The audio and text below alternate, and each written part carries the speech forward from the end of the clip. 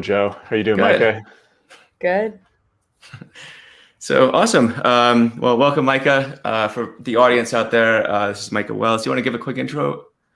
Sure. Hi, I'm Micah. I'm an associate data engineer with Ternary Data. Awesome. Is that short enough? Long enough? No, that's great. Okay. Cool. So today we want to talk about cloud search. Oh, Joe, you muted yourself. Maybe the dog hit the button. Yeah. There we go. Okay. So today we want to talk about cloud certs, our experiences with the cloud certs, ways to prepare for cloud certs, why you should get cloud certs, and so forth. So you two actually recently both took some cloud certs. Do you want to go through your the certs you passed and your experiences with those? Yeah, Micah, you want to start us off? My list is a lot shorter than that, so I can start. Yeah, I just passed the Gcp Google's associate data engineer certification. It was good. I took a few months to study for it because I'm pretty new to the data engineering space, and it was definitely hard. Made me very nervous for like the pro level data engineering cert. But it was good. I felt good about it having Joe and Matt's support. Then I also took a Udemy course, which is pretty helpful. And I supplemented with a lot of like Google documentation. In hindsight, I actually would have done more supplementing with Google documentation. The test itself was difficult. And I definitely was unsure if I passed, but I did, and I'm excited. Nice. And when you say you would have supplemented more, what specific things, like when you were taking the exam, where did you feel like there were gaps? I'm always curious to hear these things because I think this perspective is super useful for people who are taking these exams. I don't know. I think that's a great question. I mean, you both know this from your own experiences, but there's just so much information you need to know for these certification exams. And quite often you can't learn it all. So I think it's pretty difficult to like say, oh, if I went back in time, I would have done more of this.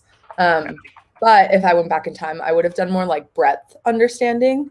So just like general concepts rather than getting down to the nitty gritty, which I know sounds like it counters my documentation comment. But I just think that like there's also a lot of just very specific, like you just need to know what service they're testing you on and just like the basics about it, right? And like the pros and cons and the big concepts that it provides. And I just think that like the Udemy course was great, but it was definitely missing some of that. Like in some parts, it felt like it went into a lot of detail. In some parts, it felt like it missed a lot of detail. And I just think it's the course I took was a few years old. And so I think just like point blank, I just needed to like supplement with current data. Makes a lot of sense. Yeah. I mean, I've had some mixed results, like looking at some of the Udemy materials as well. I think when Matt and I took our Snowflake certification, for example, the Udemy did have a good practice test, which I think was fairly useful. But I know that Udemy, having bought courses on Udemy for many, many years now, I think the first course I bought on Udemy back in the day was like an iOS course back in like 2013 or something. But it wasn't that good, actually. So, really? And the materials, I think, could be really hit and miss because everyone can make materials. It also isn't really well vetted sometimes. Like I remember some of the questions you showed us with the associate engineer practice test. I think some of the questions were just very bizarrely worded. So. They were odd. Well, it was interesting. Like they paused the course and inserted like an entire like another Udemy course about Kubernetes in the middle of this lecture, right? They were like, this Kubernetes is super important. You have GKE. You need to know this. So we're going to just give you an entire Kubernetes course, which is super cool. But that's just a lot of information about Kubernetes, which is just a fraction of the test, right? Like really, you just need to know what you use Kubernetes for, what you can't use Kubernetes for, and then like how GKE, like, right, the orchestration differences within GKE. So the course that went into a lot of detail. And then I know I mentioned this to you both, but there were a lot of questions about Cloud Run, which is like a relatively couple years old Google service. There was nothing in the Udemy course about that, which was kind of like, I was like, that's not great. It's one of those questions where they throw fake information at me to like see. It was not. It's a real thing. Yeah. But that is also why I would have spent more time on the documentation to just grab anything I missed. That totally makes sense. Yeah. Oh, Oh, go on. Sorry, you just made me think of this, Joe. Practice tests were definitely the most useful thing I did in preparation for studying. I think it's universal across the board with any of the certs too. Like just spend your time on practice questions. I would say to develop a cadence of being able to look at a question and answer it. Totally. Speaking of which, Matt, you also passed a cert recently. Yeah. So I passed the AWS, what was it, Certified Data Analytics Specialty Certificate. And so it used to be, you actually took an older version of this exam. It was called like the Big Data Specialty, I think, at the time. Yeah, Big Data Specialty. That's right. And it's a lot of the same material, but they've definitely changed the flavor a lot since when you took it. I mean, basically what it comes down to is that you kind of need to learn core ideas around all of the core AWS data services. There's a lot of time spent on things like Kinesis, and you need to understand the differences between Kinesis Analytics and Kinesis Data Streams, Kinesis Firehose, and how you use each one of those. Big data services like Elastic MapReduce, that's still a big part of the exam. But I think one of the things that you found very annoying with the previous version of the exam is that you had to like know HDFS commands. Like you had to know how to copy files and different things at the command line. And that seems to be largely gone. It's much more focused on like what I would call architecture. In other words, how do you stitch these services together? What are their limitations? And now there's just this assumption that like if you were actually building something, you could look up the HDFS command. Like they're not going to quiz you on that. Although there are certainly detailed questions about some of these services like Glue. There are specific methods that show up on the test, and you can see that in the practice test. I'm not disclosing anything by saying that. Lots of people have commented on that. That's the one thing where they really seem to drill down is with Glue, where they ask you, okay, you have a scenario with some data, you need to deduplicate, which service is it going to be, or which method call would you consider using for this? So it sounds like as compared to the big data test, you probably just swapped out EMR and Hadoop stuff for Glue. Yeah. I mean, if they're asking you about Hadoop, it's kind of like understanding what the services do and why you might use those as an alternative to the managed services. So there's certainly an emphasis on managed services, but there tend to be questions like, okay, you have a scenario and they give you some details of the data message size, for example. So it's going to be some kind of queuing message bus type problem. They give you details of the message size, the message rate, various other things. The question is, can you use Kinesis, or do you have to use something like Kafka? And so you need to kind of understand what the limits of the different services are and when you might end up outside of the realm of managed services, or how you manage scaling of Kinesis, or maybe even how you would manage scaling of Kafka. So it was definitely challenging. I was fortunate to pass this one. I really was not sure if I was going to, but but you also studied for like 2 days or something for it. No, I studied longer than that. But 3 days.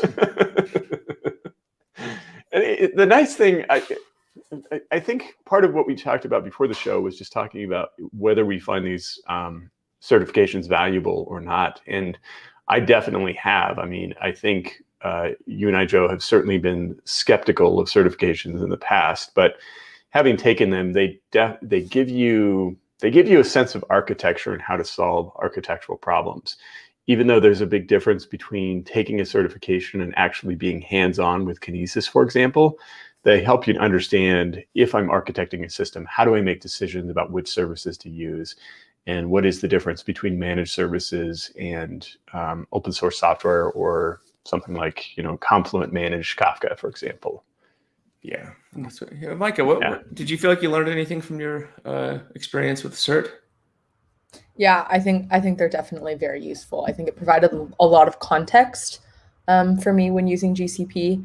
And I learned a lot just about how to deploy applications using Google products. So I would highly recommend as well. Yeah, I think to echo both your points, like I think the certs, like Matt said, I mean, I think we were, and still continue to be, I would say, skeptical depending on the type of cert. I would say the big three clouds, whether you're talking Azure, AWS, or GCP, like those certs are legit. Like they will test you. I don't think you could fake your way through one of those tests. Cramming might help you, but I think hands-on experience with either like the practices around engineering or data engineering and hands-on with the products is like, this is really going to help you.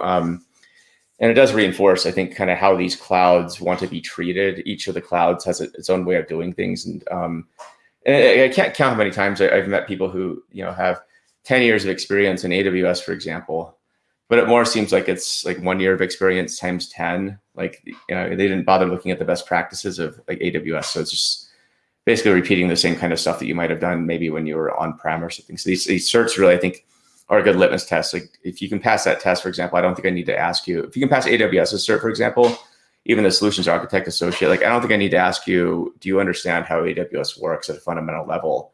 That exam does a very good job at testing you and your capabilities, at least with the basic structural knowledge of how AWS works.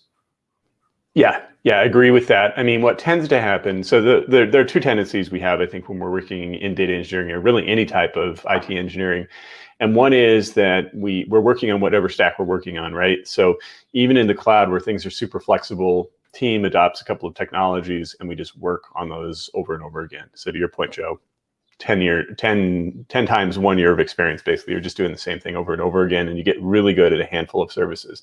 And the second problem is that we all get kind of emotionally attached to whatever we're using, right? So if you use Kafka, then Kafka is the best thing ever. If you use Kinesis, then that's the best thing ever. If you use Google Cloud PubSub, then that's the best thing ever. And really what these exams are designed to do is show you, okay, all of these services are great in their own ways, but like you need to understand what the limitations are, how to use them correctly, and when you really need to look at a different type of service. And I found something very similar with the Google Cloud Professional Data Engineering Certification, which is probably the closest analog to the data analytics certification on AWS.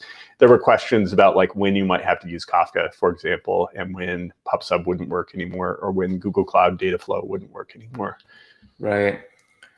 Got a question here from Ask DevOps. What motivates someone for certification? I think for us, the motivations are very specific, right? Like certifications for us are very important for our partnerships with Google Cloud Platform, AWS, Snowflake.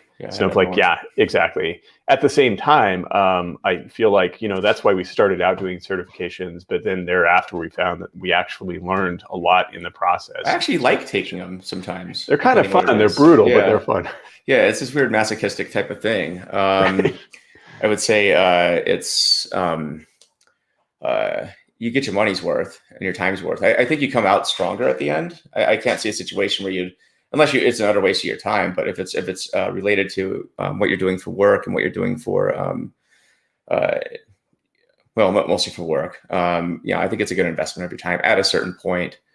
Having the extra incentive to be forced to take these because you have a partnership, that also helps. But motivation, I don't know, what motivated you, Micah, apart from you having to take one? I mean, I think a lot of things. I think that we talk about how broad data engineering can be. And then Matt kind of also mentioned how it's easy to silo yourself. And I think certifications kind of force you to unsilo yourself and then also just like provide a framework for what else is out there, right? Like for me, I work a lot with BigQuery and ingestion methods, but I like deploying applications on something like GKE was completely new to me. But also it's very important for data engineering, right? So I think it's just like you learn a lot, you fill in the gaps. I think it just comes down to learning and also professional development. Yeah, that's key.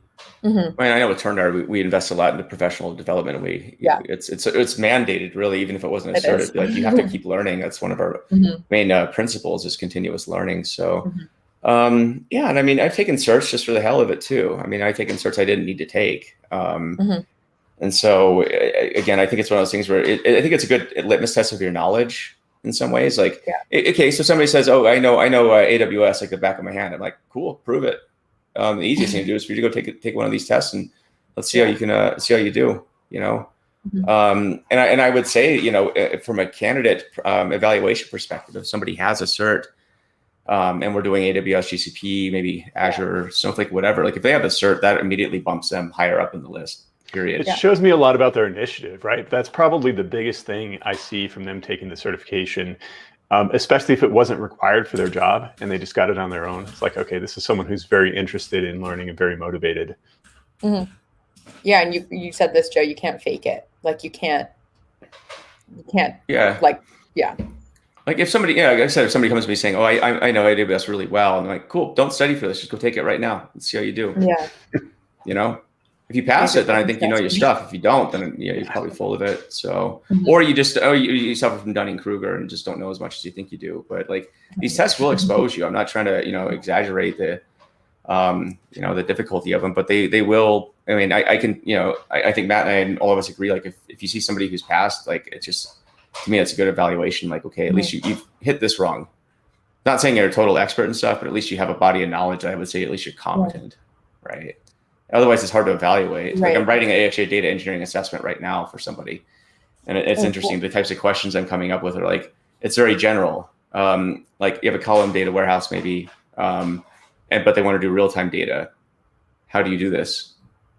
It's actually a very subtle question that forces, if you didn't know how column data warehouses work, for example, or real-time, it would be an interesting evaluation of somebody's data engineering experience, right? So those types of questions, but again, these are open-ended, kind of loosely formed questions, but they're not specific to a cloud or a tool. Yeah. Marin, he asks, let's reverse the question. What kind of certifications wouldn't you recommend? Want to take a stab at this, guys?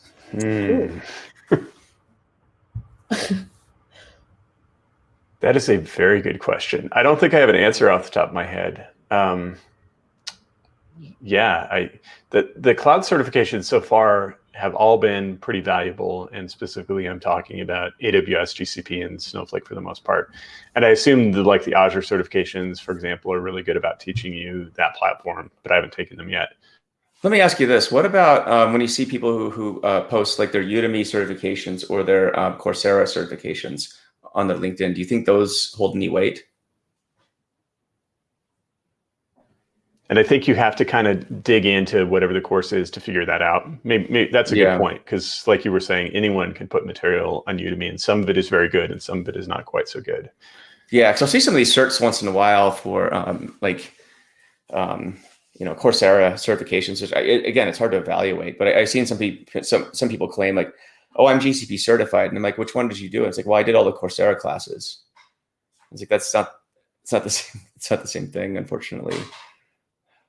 So I mean, maybe there's a bit of confusion about what a certification is and what constitutes it. Because again, I think there's a lot of cert stuffing. I mean, the certification industrial complex, for example, I think is a real thing, and there's an incentive for companies and for industries in general to stuff certifications down people's throats, right? Because it's like that's an extra money generating thing. But the question is, are the certs worth the PDF they're printed on? So. I wonder if it comes down to what your motivation to get the certification is. Like if it's just for professional learning, I feel like Udemy and Coursera, like they could still provide a lot of benefit, and I mean, Joe, Matt, you guys should be the ones to like finalize this answer. But I think if you're like applying for a like really high stakes job, I think having one of the big cloud certifications probably holds more weight. Yeah. I tend to agree with that. And I think it really does give you better insight into architecture in the domain of that cloud certification. Like totally. It really does help you to understand best practices. I feel like I feel like the GCP and AWS and Snowflake in particular, the ones I've taken, have done a very good job of creating certifications that will actually help you to be better at your job. I think Marin, I hope I'm pronouncing your name right. Mr. Marcus, I'll call him that. Niche player certifications would be one. Certs that for that seem on the way out rather than in. I tend to agree. I've taken some very niche certifications as well. I tend not to post those on my profile on LinkedIn. I've also done like AWS Cloud Practitioner exam, which I didn't post on my LinkedIn because it's like that to me. That's like a baseline.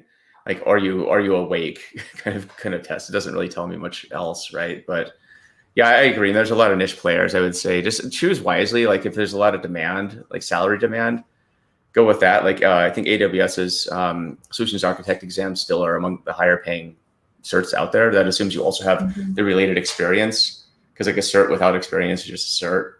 But again, even with the university we're working with right now, I'm telling them like, instead of having people do these capstone projects, there might be an alternate route where you just get a cert and get some experience. Right. I think that'll set people up coming out of like a MSIS program. I think probably is stronger on paper, at least.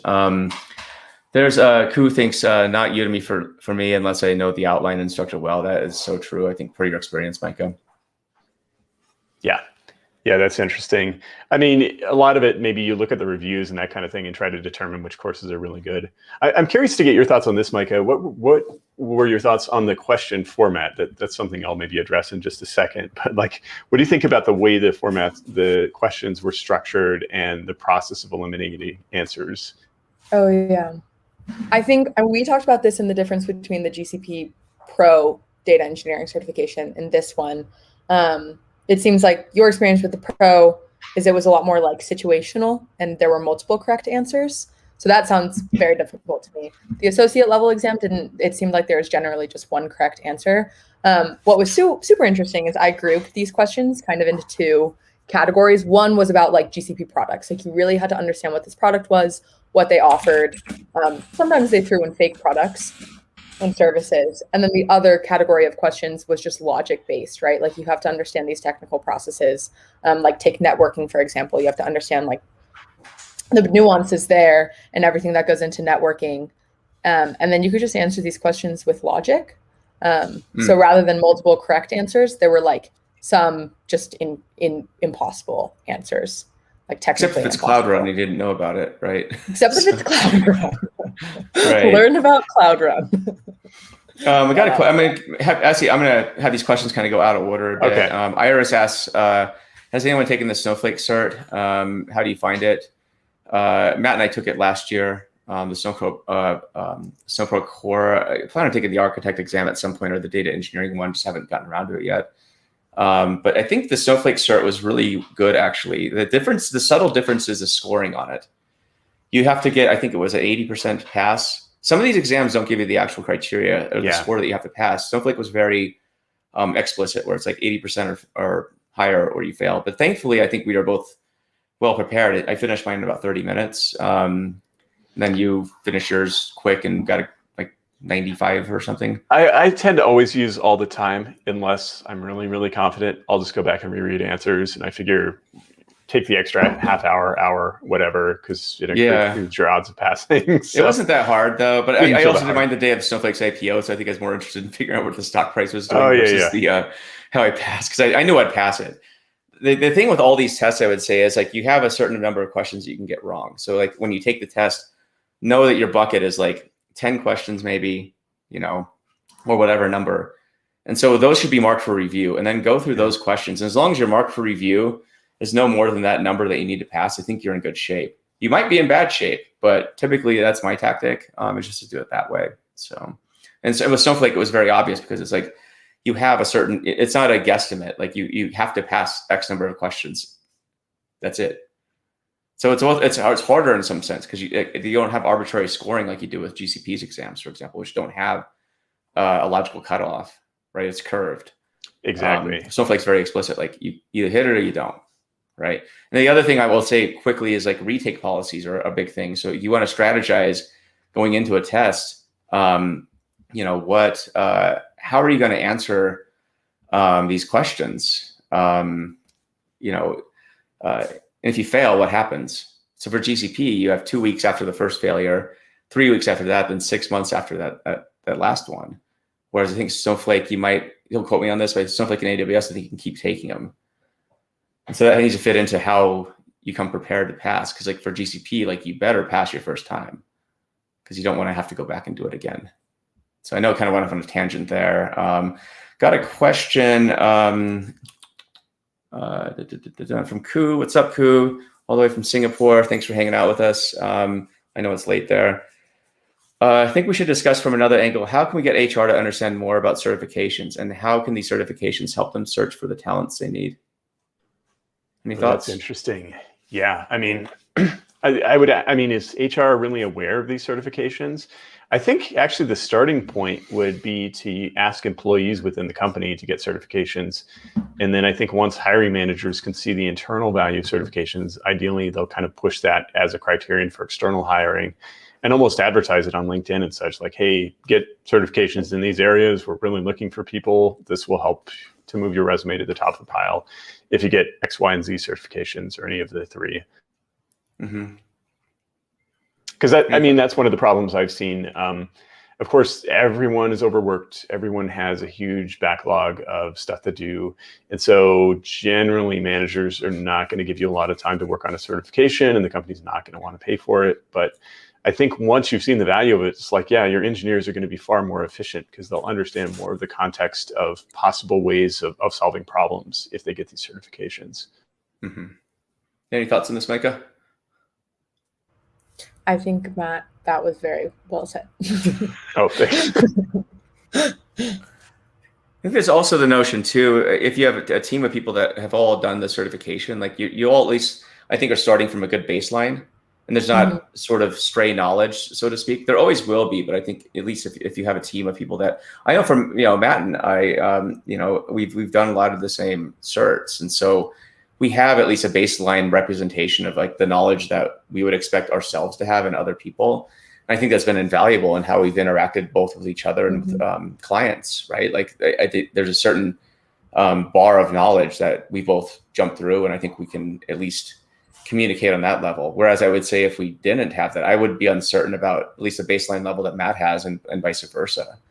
And so that, so I think just investing the time into, your team getting certs, I think is a good investment. I know at Ternary, for a lot of reasons, that's what we do, partly because we have to with partnerships. So I'd say like, even, compensation is based upon certs. Like you get more certs, you move up a ladder, and that, I think it's very objective in that sense, where it removes a lot of bias from, I think you're a great data engineer, therefore, because I've seen so many arbitrary HR policies based upon pay raises in tech. Yeah. And I think it's pretty stupid actually, because it's not based upon anything except like, are you a team player, so to speak? And I would say to some extent, certs at least help level that playing field, where it's like, okay, to hit this next level, this is the knowledge you have to have and the skills. And that's, is that arbitrary? I think it's less arbitrary than most performance review processes, which I've seen are just utter disasters. So, but getting HR to understand more about certifications, I think that's an education process that needs to happen from tech leaders, tech leads and CTOs and so forth. HR people on their own won't understand it, or they might misidentify the certification to profile, and that would be just as bad. And so Mark has a good question here. When deciding to go for GCP versus Azure versus Snowflake, which one is the best when optimizing for each of the following? Most enjoyable to work with, opens up the most doors and opportunities, has the highest potential for, has the greatest potential for highest salary. Do you guys want to take this can of worms here? It's definitely a can of worms. Micah, do you have opinions about this? Let's see, on number one. Yeah, that's a great question. I don't know. I think it depends on who you're taking the certification for, if that makes sense. Like if it's just for your personal growth, then I think number one makes a lot of sense, right? Or like maybe not most enjoyable to work with, but like you find it the most technically, like it's your favorite cloud product. Like I think that's a totally valid reason to choose that certification. I think if you're taking it within your company, definitely pick the certification for the cloud product that you're using or that you want to start pushing. Yeah, I mean, I'm not going to have an opinion like a Mary Kondo. Does this cloud bring you joy? It's very subjective. I would say I've heard people like, there are certain people who like GCP and Azure and Snowflake. I say there's just as many people that don't like them for individual reasons. Enjoyable is very subjective. I've heard through the grapevine that certain clouds are maybe more enjoyable than others, but for professional reasons, we won't really say which those are. So feel free to Google around. I'll venture an opinion here. I think I've kind of had this experience, and other people who've worked multi-cloud have too. Like Azure in some ways is a bit more awkward, direct Azure, than Snowflake and GCP. But having said that, if you're a Microsoft shop, then Azure is probably going to be way easier. It's going to be more enjoyable. Yeah. Do you think your IT team's really going to go and like do GCP if they're, no offense, but it's just like Azure makes it super simple. It totally does. Yeah. Well, the fact that Active Directory is just supported out of the box, if you're doing that on AWS or GCP, it's going to be way, way more awkward. SQL Server is way easier on Azure. Microsoft through licensing has kind of made it more awkward on AWS and other clouds, but it works fine, but it's just harder. The pain points with Azure are things like, networking is more challenging. Cloud storage, their version of cloud storage is a bit more awkward to use. Like there are a million different knobs to turn, whereas with GCP and AWS, there really aren't that many to deal with. But yeah, I mean, it's partially a matter of what your background is for number one. Number two is an interesting question as well. Based on surveys, it seems like GCP opportunities are exploding. Definitely tons of opportunities on Snowflake. Well, the GCP Cloud Architect Pro was like, I think the most highly paid cert as of last year. Yeah.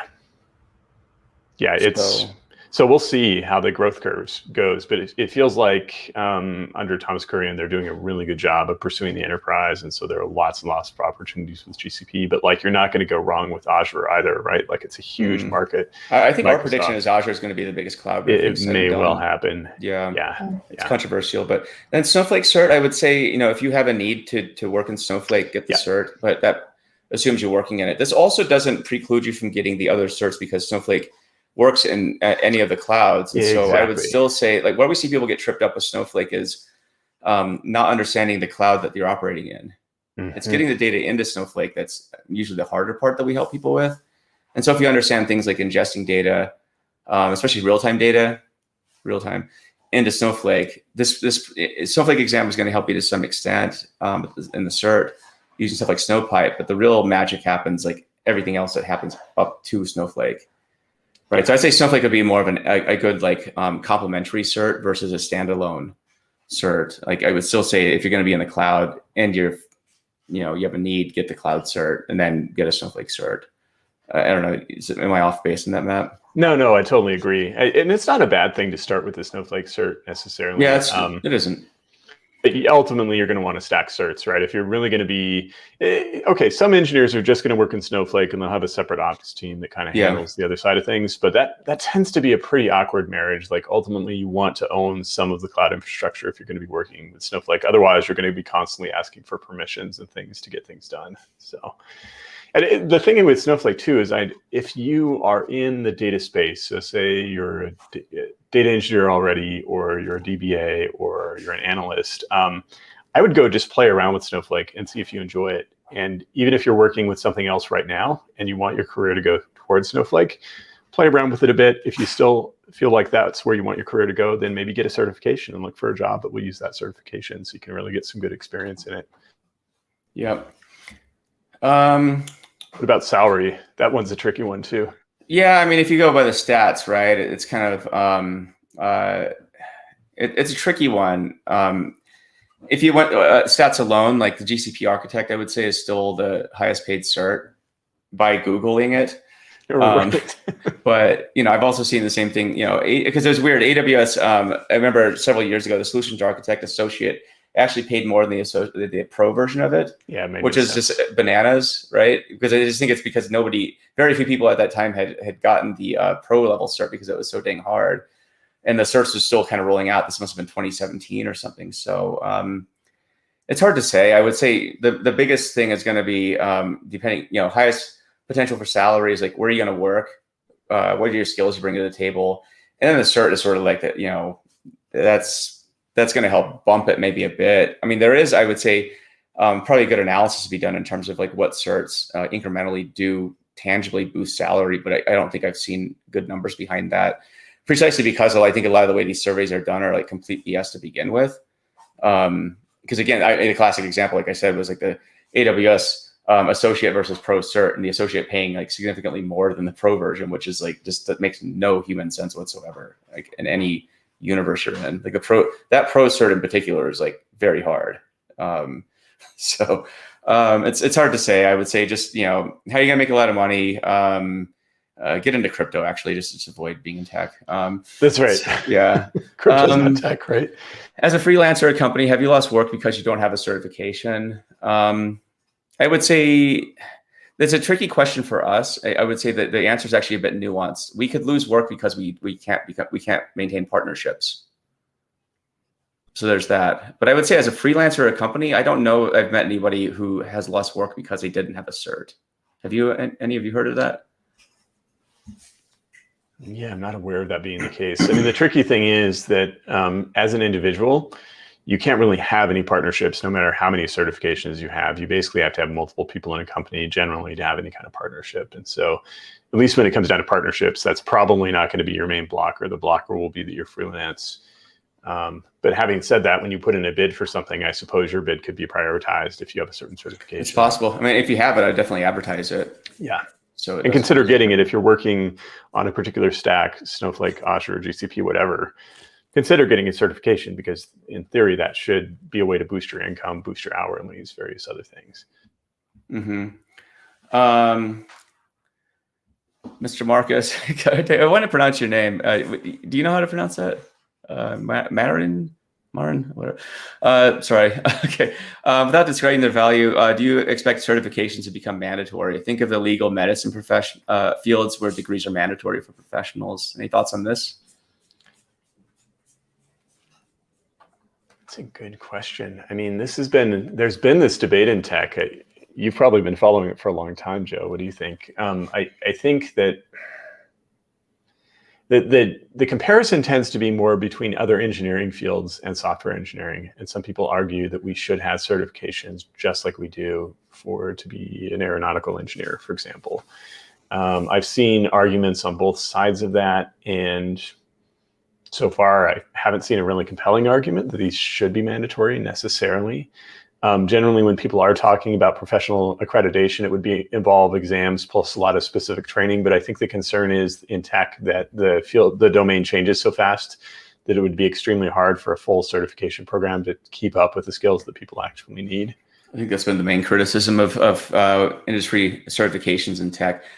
That said, I think we will see something like this, whether it's nuanced like in ethics and data science,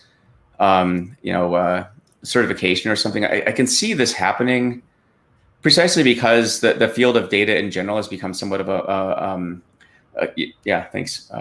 Just commenting on Joe watching a sort of transmission. Yep. But yeah, it's an interesting one. I can see both sides of the debate, honestly. On one hand, the field moves fast and there's so much nuance. How can you possibly test for this? On the other hand, I would say it's precisely because the field moves so fast that there has to be some sense of how do you test for what the immutables of the industry? And there are immutables in the industry. There are best practices, just like there are in other engineering fields. In data engineering, for example, we identified immutables such as best practices with respect to storage, ingesting data, possibly transforming it and serving it for downstream use cases. For data science, I think there's emerging a body of best practices with respect to ethics, for example, bias in data, operationalizing machine learning, and so forth. So I could make an argument that yes, there could be standards. Should they be mandatory? Do we expect them to become mandatory? This is a good question as well. I think it would. I've worked with some people on AI ethics, for example, some standards boards, and I can say that this mandatory will be quite a long ways if these standards boards can't even figure out how to identify and define AI ethics, for example. That would be the first step to making, any sort of a certification, for example, and then making it mandatory after. So the fact we're still at square one with a lot of this stuff, I would say that it probably won't be mandatory just because people can't figure out what, they can look at the same clock and not agree on the time of day. I guess it's a situation like that. So what I think that things should be mandatory, like kind of like a fundamentals of engineering exam, where if you want to be registered as an engineer, you have to take an exam, possibly. And I could see it happening, but again, you have to get there first. And I don't think you're going to get there. Yeah. Here's one area, excuse me, where I think mandatory certification on clouds would be extremely valuable, and that's in security. And so this is something I see over and over again. People jump into AWS, they don't actually know what an EC2 instance role is. And that's the right way to secure an EC2 instance, is using roles typically to manage permissions. Very, very important to know that. If you're in the domain of GCP, you should know what identity-aware proxy is and what service accounts are. And I'll ask you this, Micah, how much did that associate exam cover things like that were kind of security and permissions oriented? I think a lot. I'd say 25% of the questions were geared towards security and permissions. Which totally makes sense. Yeah. So maybe that's almost something we should advocate, that at least from the perspective of security, people should be getting certified because it's a baseline level of knowledge to understand what the permission system for that cloud is, because GCP, AWS, Azure are all dramatically different in terms of how they handle keys and permissions. What I often see is people will fall back to kind of what they know from an on-prem environment, which doesn't really make sense. So they're like manually handling tokens and things like this, and trying to do their own encryption. And it's a huge risk when you get into those things. And if you do it right, it's way simpler and way more secure as well. Yeah. For sure. Let me see here. Nabil asks, what certifications do you recommend for people who want to transition in data science? Now, I guess the part I'm missing from this question is, what are you transitioning from and transitioning into? But feel free to, both of you, to interpret this question however you want.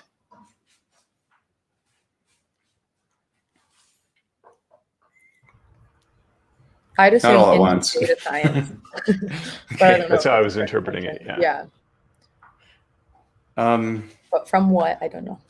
Yeah, I mean, like I said, I mentioned earlier Coursera certifications. I think that those might be valuable for providing sort of baseline information. I don't know that I would put those on my resume, for example, because I think that they're probably a bit too common these days. And I would say that the bar to, I've done quite a few Coursera classes. Like I did the first machine learning course when it came out, in 2011 or something like that. And then I took the deep learning course when it came out. I can't remember when that was. 2014, 2015. I'm totally wrong on that probably, but it's have a good context of what the Coursera classes are teaching.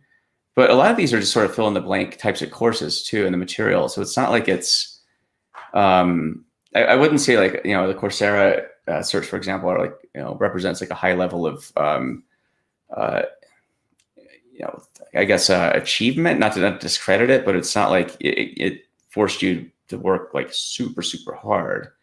But there's not a lot of good, I would say there's not a lot of good certifications for data science per se. I know AWS has a machine learning course or a certification, which I think would be good if you've been in AWS for a long time, from a data analyst role in banking industry. Okay, so he's answering. And you want to get into data science, I'm assuming, or into data engineering. In any other case, data science courses, I know there's a lot of courses out there. I would say just the most important thing for this sort of a transition is just a good portfolio of work. Data science portfolio, like my friend Vin and a bunch of others, they do a great job at like having good materials on portfolios and so forth for data science. I'd say that more than anything is what I would look at as a hiring manager. But that's also because I think that there's a lot of data science certifications out there, and I'm not convinced that a lot of these are, it's hard to wade through what's good and what's bad. I don't know, what are your thoughts, Matt? I'm actually going to ask Micah this question partially. So you, of course, you're not working in data science so much as data engineering, but you came from a very different background. So you were software development intern at the UN before you came to work for us. Like, what helped you to learn about data and to gain an intuition for working with data versus working with software development?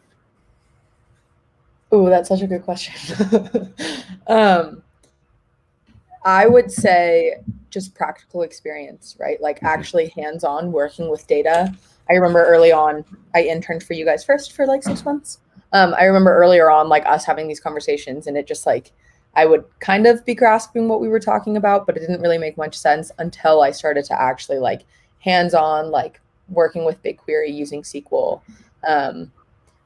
So I don't know if this is too broad of an answer, but I would just say practical experience. Just like start like if it's practice questions, just like, they say getting into like software development, one of the best things to do is just to do like algorithm questions as if you're practicing for an interview. And that just like allows you to think like a software developer. I think the same is true about data, and I would imagine the same thing is true about data science specifically. Yeah, that feels like a pretty broad answer, but it's the truth. No, that's great, because I mean, Joe and I each went through it in our own separate ways, kind of had a different track to go through. So I think that's valuable perspective. The other thing I would say is that part of, in terms of the cloud certifications, and those are basically the ones that we tend to focus on, and Snowflake I'm including in the broader spectrum of cloud certifications. Partially it's a question of how broad your responsibilities in data science are going to be.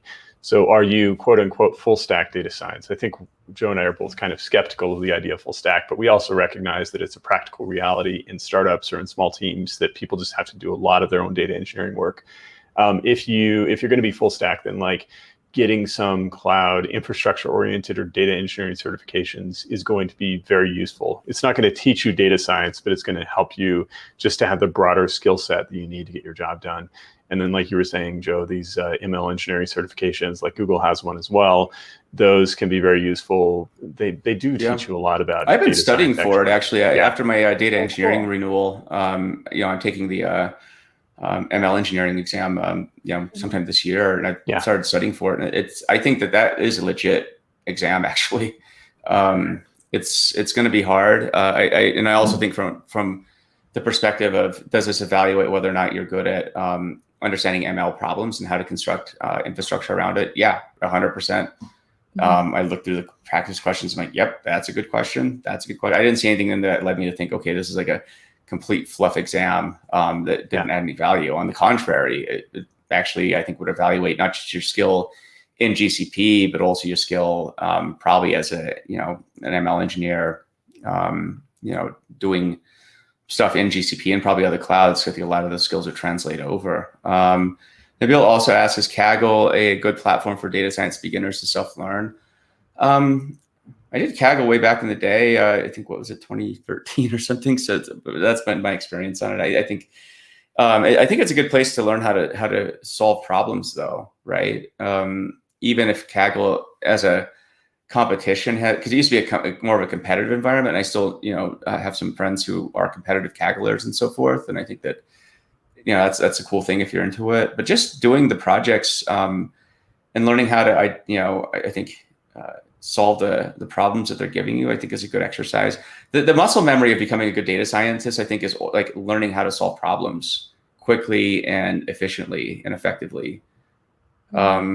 Solving problems slowly, I think, is also a good trait. If it's a complex problem and you have to think through it a lot, solving problems quickly isn't always a good thing. Especially if you're just using system one thinking a lot and just jumping to conclusions. But something like a Kaggle, I think, would help you, be able to start.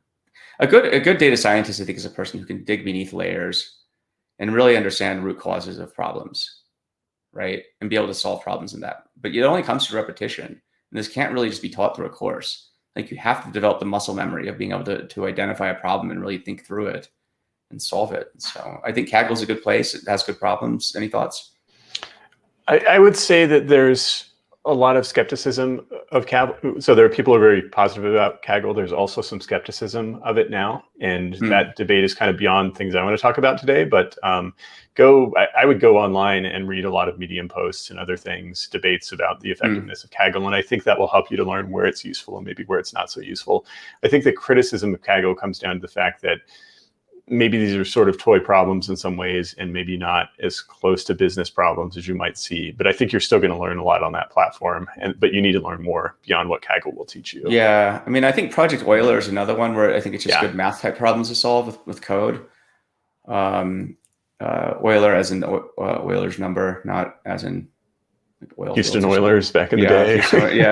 But just solving problems, I think, is the number one thing, and being able to demonstrate that you solve problems in a portfolio, maybe on GitHub. I think this is the main thing too. Is Kaggle data is so clean, too clean. Yeah, I completely. That's why I got off of it, because I've been doing a lot of ML back when it first came out, and I was like, these data sets are like totally bogus if you're trying to evaluate somebody's capability in the real world. I think once a person gets clean data, go for it. But I would say, Iris is 100% correct. The Kaggle data is just too squeaky clean to give. I don't know, Matt and I think wouldn't have much comfort in somebody's like, oh, I'm a Kaggle champion. I'm like, that's cool. So you can solve like ML problems with clean data sets. But yeah, it's been a criticism since day one with Kaggle. Yeah. And the data sets, I mean, aren't necessarily that large either. And both of those things are problems that you have to deal with as a data scientist in the real world. And even if you have a really sound foundation of other data engineers to work with, you need to know how to work with those data engineers, which is a skill that maybe new data scientists don't quite have yet. You're not going to learn that from Kaggle. Got a good question here from Timothy. So how about GCP professional data engineer? Is it well recognized, recommended? We'll take this as a final question. I think this also kind of brings us back to the back to the beginning of the conversation. What are your thoughts? In terms of it being recognized, recommended, I haven't looked at statistics on this. I would assume that because it's a Google certification, like you're talking one of the major tech companies, one of the major clouds, that it's going to carry a lot of weight. The other thing I would say about it is that, yes, it's very focused on Google products, but it actually tests you on data engineering thinking more broadly. For example, again and again, regardless of which columnar database we're talking about, we again and again see cases where clients don't manage updates to their columnar databases correctly. If you do it wrong, it turns into a huge mess. The GCP Professional Data Engineer Cert is very, very nice for testing you on understanding different types of update strategies for different types of databases. And yes, you're talking specifically about Google Cloud products, but like BigQuery will translate pretty nicely to Snowflake, for example. They're architecturally very similar, or Athena, for example. Document store databases translate pretty well between clouds or to Mongo, and that's the kind of stuff that they're asking you about. So if you can pass this cert, then I'm probably fairly confident that you know a lot about data engineering architecture and the data engineering lifecycle. Yes, right. I mean, how do you understand data from source systems? How do you get it and ingest it? How do you store it and process it? And how do you serve it to downstream users? I mean, that's things I would say these exams, GCP Data Engineer, Matt and I both have done it. I'm due to do mine again soon. Mike is going to be doing hers soon. I would recommend it for sure, without a doubt. Like, I think, to echo your point, Matt, if I see somebody who's passed that, I think their level of knowledge, being able to understand a data engineering problem, is probably far better than. I don't have as many questions as I would if I met somebody off the street, had no indication, but they were like an awesome data engineer. Of course, if you're working at Google and doing data engineering stuff, you're probably in this all day, depending on what you do at your job. But again, we know Googlers who have trouble with this, this particular exam. Like, this is actually pretty dang hard, regardless. And so, but again, is it recognized? I would say it's not as popular maybe as the solutions architect, cloud architect certs. Those would be the first ones I'd probably get if all things were being equal, and then go niche from there. But this is a great test to do if you have a data engineering capability on GCP. I would say at some point you should just do it. So I'm sure Mike will have more opinions as she studies for it and passes it. So well, let me ask you this, Micah. I mean, you took the Associate Cloud Engineer cert, and that one, like, how much do you feel like you learned about the broader kind of ecosystem of tech versus Google specific stuff, given that this is your first cloud certification? Ooh. That's a good question. I feel like I learned a lot, specifically like how to deploy applications, everything that goes into like application lifecycle, networking, security. How much of it is specific to Google products? I don't really know. I think I'll be able to answer that question once I start working more with other clouds and taking other cloud, like analogous cloud certifications. But I hope what I learned was broad and applicable other places. And intuitively, I would say it was. I know that you've mentioned that like there's like nomenclature differences, like AWS calls something different than, and like might be the same word, but they mean two completely different things in two different clouds. Yeah. I think that is kind of a nuance to that answer. Well, even when I was studying for the Azure data engineering test, which I got sidetracked on and actually didn't finish, but I think studying for that wasn't terribly hard, because I think once you understand kind of the basic principles, it's just now it's translating names, and there's obviously some nuance of stuff like CosmoDB in Azure has maybe a bit of a different flavor to it than Dynamo or Spanner or whatever. But at the end of the day, it's still kind of like a lot of it's name matching after a bit. Like networking in most of these clouds is similar-ish. Right. GCP does things a lot differently than the others. But you need to know what subnets and CIDR blocks are, right? And that's what trips everyone up at first, especially if you're a data engineer, because like you haven't been working in networking all the time, and now suddenly you're responsible for it. But to your point, Joe, like there's a difference between, subnets are regional or zonal, but the concept of subnets is the really important thing. Big time. Yeah, networking is one of those underrated things that is evaluated a lot in any of these certs, because networking is literally how you have to do things on the internet. Therefore, it's important. There were a lot of networking questions too. That's cool. Mike Nash, final question here. What would experience supersede certification in some cases? Any way to measure this commercially? Anyone want to take a stab at this for the next 4 minutes? This comes back to what we were saying earlier. I think experience is extremely valuable, but it can kind of blinker you sometimes. In other words, if you spent your whole career on Oracle, then you're going to get really, really good at Oracle, but you're probably not going to have a sense of the broader ecosystem. And I think part of the value of certification is that even for the data engineering certifications, Google Cloud Platform, for example, I'm in GCP all the time, and yet there are a lot of products that I don't really use that much. And so it forces me to study and understand those products and also understand those paradigms of like document stores versus columnar data warehouses, and to get a bigger sense of the ecosystem and maybe learn about some new and better ways to do things in many cases. So I would say that both are valuable. Measuring experience is a notoriously hard problem that I think a lot of people are still trying to solve. But no, this is a very good question. It is, and it's one that comes up time and again. I would say it's both.